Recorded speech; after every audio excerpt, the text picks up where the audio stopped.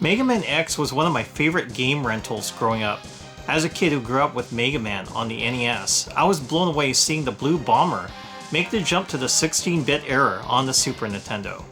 Back then, I didn't really understand the history of the game or its darker story, but revisiting it now got me thinking, not only is this a fantastic action game, it also raises a big question. What happened to the original Mega Man from the 8-bit days? In today's video, I want to share my personal experience with MegaManX, explore the history behind its creation, and speculate on the fate of the original Mega Man. Aloha, I'm Mike, a Hawaiian gamer and US Navy CB veteran. I'm your storyteller and guide through the retro wasteland, where we talk about the games and consoles of the 80s, 90s, and 2000s.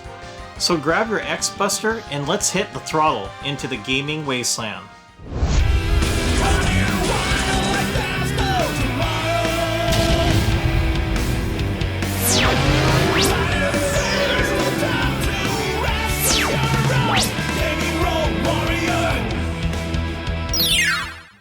My personal story with MegaManX began when I went with my Aunt Betty to the video store to rent a Super Nintendo game. We had this small video rental place called Kathy's Video. I remember it well, especially the horror movie section, which I'd always glance at to see what type of new films were out. But that day wasn't there for a horror movie, I was there to find a new game to play. Before I even grabbed the box, I noticed a grown man walking towards the curtain section. You know the one. The area where adults would glance around carefully before slipping behind the curtain. I remember seeing him, noticed me watching him, and when I glanced back at the game, poof, he was gone, disappearing behind the curtain. As a kid, I just smirked and thought, yeah, I know what movie you're getting. I turned my attention back to MegaManX and immediately noticed how different he looked. I couldn't believe they had made a 16-bit Mega Man game, especially featuring one of my favorite video game characters. At that point, I only played Mega Man 1, 2, and 3 on the NES. So the X in the title actually confused me, since X is the Roman numeral for 10. I remember thinking, did they really make 10 Mega Man games already? Regardless, none of that mattered. I was just excited to play something new. At my aunt's house, I only had 3 Super Nintendo games: Super Mario World, Final Fight 2, and Contra 3: The Alien Wars. And even though Super Mario World was the only one I hadn't beaten yet, I was more than ready to try something different. Looking back now, I know there were more Mega Man games on the NES than I realized at the time.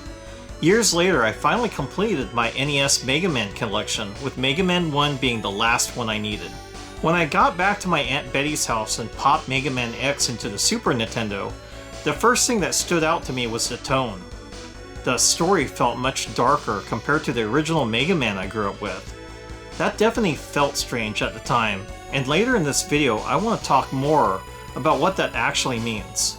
I remember meeting Zero for the first time and thinking, wow, they added a female Mega Man type of character. I even thought she was kind of cute. Of course, I later realized as an adult that Zero isn't a woman at all. He's a man. Looking back now, I can't help but think he looks like he could have been one of the band members from Hanson. Unfortunately, I never got to beat MegaManX back then. Since I only had it for one night, still it ended up being one of those games I always remembered fondly from my Friday nights at Aunt Betty's house. It wouldn't be until much later, after I got out of the Navy and started collecting NES, Sega Genesis, and Super Nintendo games, that I finally picked up a copy of MegaManX for myself. It's been sitting in my collection ever since, and now I'm genuinely excited to finally sit down and beat it. But before we dive deeper into the history of MegaManX, let's take a look at the original Japanese commercial for the game. X. All the bases are on. 西暦 2100WX 年レプリロイドたちの反乱が始まった。もう一人のヒーローロックマン X スーパーファミコンで新登場。君はまだ X を知らない。 Capcom. Released in 1993 for the Super Nintendo, Mega Man X was Capcom's way of reinventing the franchise for the 16-bit era. It wasn't just a graphical update, it was a deliberate shift in tone, style, and gameplay aimed at fans who had grown up with the original series.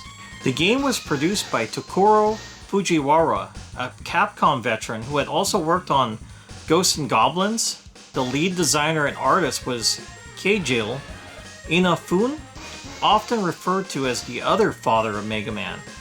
Inafune played a major role in creating the original Mega Man and stayed closely involved with the series all the way through X. He also worked on Mega Man 2, which is still considered by many to be the best game in the classic series. This team rebuilt Mega Man from the ground up. The SNES allowed new mechanics like dashing, wall jumping, and hidden armor upgrades.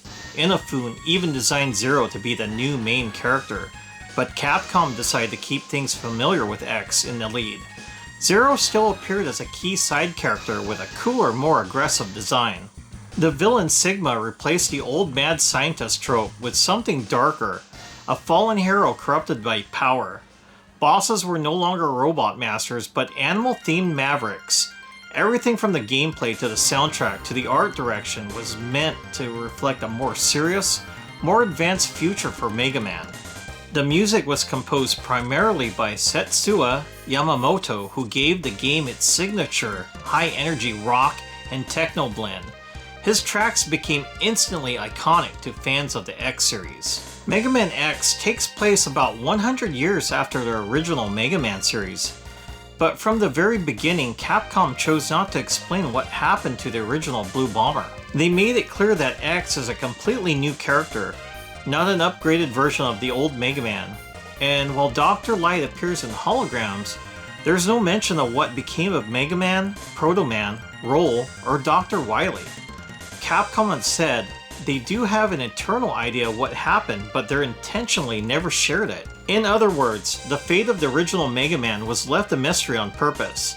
It gave the X series a clean slate and left fans free to imagine what happened.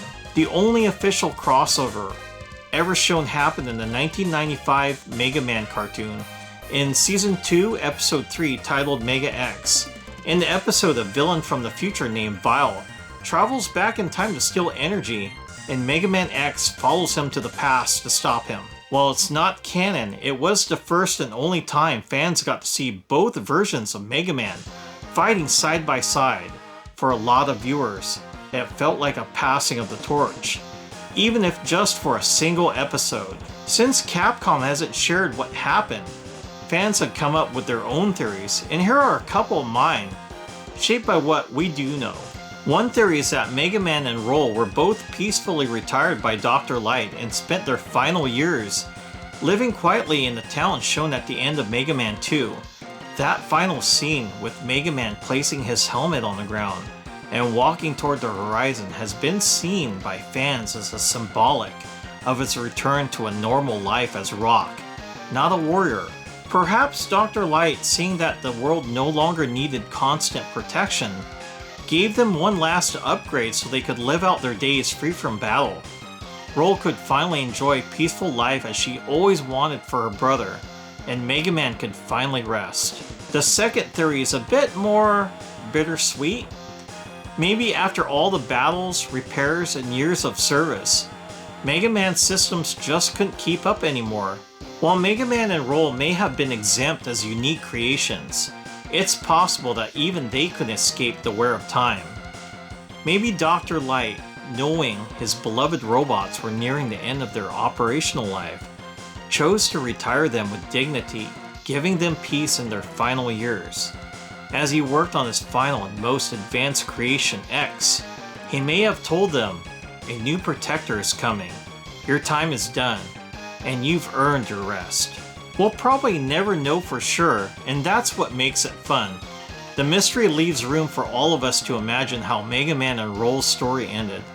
Whether in peace or due to the toll of time, they were heroes who gave everything, and maybe, just maybe, they're still out there in that quiet town together.